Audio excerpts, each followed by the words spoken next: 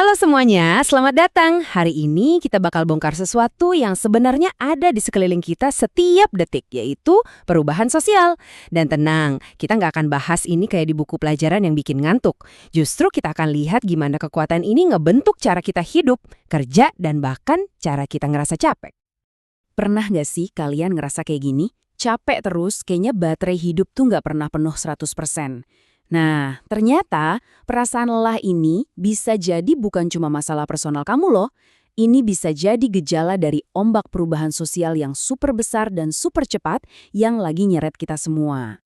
Oke, kita bahas salah satu contoh paling nyata deh, yaitu fenomena kelelahan Zoom.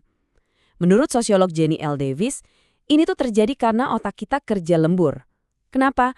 Soalnya pas video call, otak kita berusaha keras buat menebak isyarat-isyarat sosial yang ilah, kayak bahasa tubuh atau kontak mata yang natural. Jadi kita capek, karena secara nggak sadar kita berusaha ngisi kekosongan interaksi sosial lewat layar. Nah, perasaan pribadi kayak kelelahan Zoom tadi itu sebenarnya cuma puncak dari gunung es. Di bawah permukaan, ada kekuatan-kekuatan sosiologis yang jauh lebih gede yang lagi bekerja. Inilah yang kita sebut sebagai mesin-mesin penggerak perubahan sosial itu sendiri. Terus, apa sih sebenarnya perubahan sosial itu? Gampangnya gini, bayangin aja masyarakat itu kayak sebuah permainan raksasa yang punya aturan main. Nah, perubahan sosial itu adalah ketika kita semua, sadar atau nggak sadar, mulai nulis ulang aturan-aturan main itu. Ini soal pergeseran cara kita mikir, bertindak, dan berhubungan satu sama lain. Terus, apa dong yang bikin aturan main ini ditulis ulang?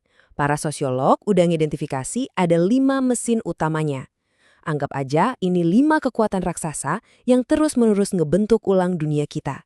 Yuk kita bedah satu persatu. Oke, kita mulai dari yang paling dekat dan paling kita rasain di era sekarang, teknologi. Ini bukan cuma soal gadget baru atau aplikasi keren ya. Teknologi itu secara mendasar mengubah cara kita kerja, cara kita main, dan pastinya cara kita terhubung dengan orang lain. Gara-gara teknologi, kita sekarang ini benar-benar hidup di dalam apa yang disebut Marshall McLuhan sebagai desa global. Kita bisa meeting sama orang di benua lain dari kamar kita, atau bayar kopi cukup pakai QRS tanpa perlu megang uang sama sekali. Jarak tuh kayak udah nggak ada artinya lagi, dan ini mengubah total pemahaman kita soal komunitas. Lanjut, mesin kedua, konflik. Kedengarannya mungkin negatif ya, tapi dalam sosiologi, konflik itu justru sering dianggap sebagai motor penggerak perubahan yang dahsyat. Perubahan itu seringkali lahir dari gesekan dan ketidaksetaraan yang emang udah ada di masyarakat. Karl Marx punya penjelasan yang jelas banget soal ini. Dia ngebagi masyarakat jadi 2 kelompok besar. Kaum burjuis, mereka yang punya pabrik, tanah, pokoknya modal, dan kaum proletar, yaitu kita-kita, para pekerja yang cuma punya tenaga buat dijual. Menurut Marx, ya ketegangan antara si kaya dan si pekerja, inilah yang bikin roda sejarah terus berputar. Idenya Marx mungkin kedengeran kayak dari abad ke-19 ya, tapi coba deh lihat gimana idenya muncul lagi di gerakan modern kayak Occupy Wall Street. Slogan mereka yang ikonik banget, kami adalah 99%, itu ringkasan sempurna dari ide Marx soal ketidaksetaraan yang dirasain oleh mayoritas orang. Dan slogan itu bukan cuma omong kosong loh. Di tahun 2011, pas gerakan itu lagi panas-panasnya, data nunjukin kalau 1% orang terkaya di Amerika itu menguasai, bayangin, 43% dari seluruh kekayaan finansial negara. Angka ini jadi bukti nyata di balik perasaan gak adil yang bikin si 99% ini turun ke jalan. Mesin ketiga, dan ini kekuatannya luar biasa, adalah budaya dan ide. Kadang perubahan terbesar itu datangnya bukan dari teknologi baru atau perang, tapi dari pergeseran cara kita berpikir.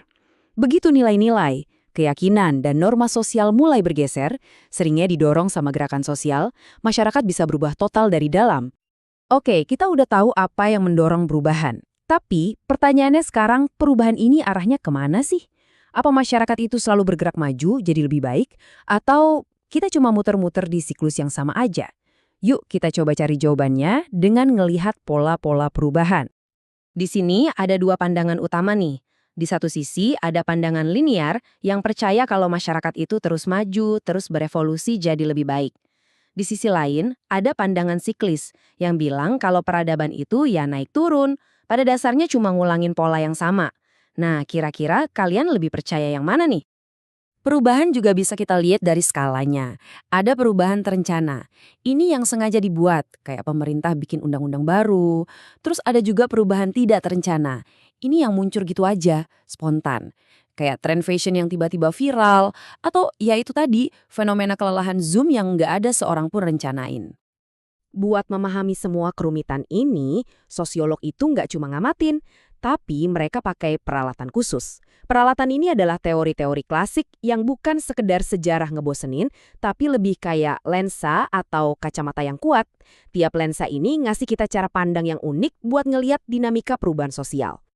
Lensa pertama adalah lensa konflik yang kita kenal dari Karl Marx. Kalau kita pakai lensa ini, kita bakal ngelihat masyarakat itu kayak sebuah arena pertarungan, tempat semua orang berebut sumber daya yang terbatas. Jadi, poin pentingnya adalah, dari sudut pandang ini, perjuangan itu bukan masalah, tapi justru mesin utama yang ngegerakin perubahan. Sekarang, coba ganti lensa. Kita pakai lensa fungsionalis dari Emil Durkheim. Pemandangannya langsung beda banget. Kalau Marx ngelihat masyarakat kayak arena tinju, Durkheim ngelihatnya lebih kayak tubuh manusia. Setiap bagian, keluarga, ekonomi, pendidikan, punya fungsinya masing-masing buat ngejaga seluruh sistem tetap sehat dan seimbang. Perubahan dari lensa ini adalah cara si tubuh ini beradaptasi biar tetap seimbang. Kelihatan banget kan bedanya? Teori konflik itu selalu nanya, siapa nih yang untung dari aturan ini? Sebaliknya, fungsionalisme nanya, apa fungsi aturan ini buat kebaikan masyarakat? Dua-duanya lensa yang valid, tapi mereka ngasih jawaban yang beda banget buat fenomena sosial yang sama. Oke, cukup dengan teori-teori besarnya. Sekarang, yuk kita tarik semua konsep ini turun ke bumi, masuk ke dalam kehidupan kita sehari-hari. Dari yang makro ke mikro. Gimana sih kekuatan-kekuatan raksasa tadi benar-benar kita rasain secara pribadi? Perubahan sosial itu bukan konsep abstrak di awang-awang. Itu terjadi di dapur kamu, di kantor kamu, di setiap obrolan kamu. Coba pikirin soal shift kedua, di mana banyak perempuan masih diharapkan ngurus rumah tangga setelah seharian kerja di kantor. Atau pikirin soal agresi mikro yang dialami banyak orang.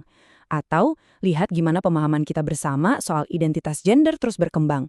Ini semua adalah perubahan sosial yang sedang kita hidupi saat ini juga. Pada akhirnya, masyarakat itu bukanlah sesuatu yang kaku dan permanen. Anggap aja ini sebuah naskah drama raksasa yang terus-menerus ditulis ulang setiap hari oleh kita semua. Pertanyaannya adalah, dialog kamu apa? Kamu bukan cuma penonton pasif dalam drama besar ini. Kamu adalah aktor, kamu juga penulis yang ikut nentuhin bab selanjutnya akan seperti apa. Jadi, peran apa yang akan kamu mainkan?